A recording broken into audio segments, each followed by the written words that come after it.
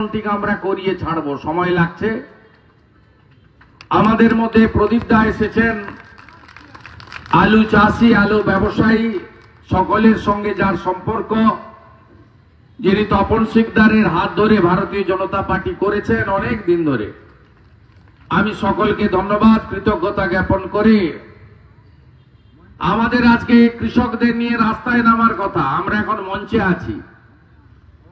আমি প্রশাসনের কাছে অনুরোধ করব, আমরা কৃষকরা রাস্তায় 10 মিনিট নামবে, আপনারা সহযোগিতা করবেন। আমিও কৃষকদের সঙ্গে রাস্তায় নামবো, কারণ ভয়াবহ একটা অবস্থা তৈরি করেছেন কলকাতায় ফ্ল্যাট বাড়িতে থাকা তৃণমূলের সরকার। কারণ পার্টিটা তো দক্ষিণ কলকাতার একটা পরিবারের,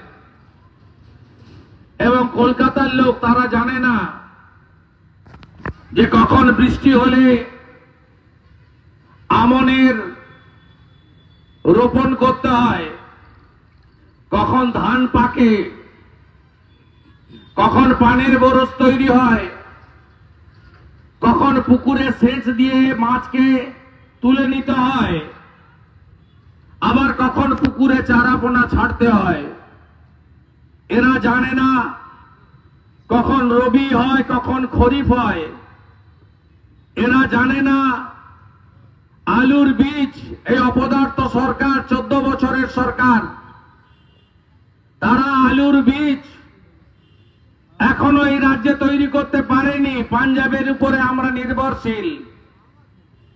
এরা জানে না নরেন্দ্র মোদীজি বছরে 37,000 কোটি টাকা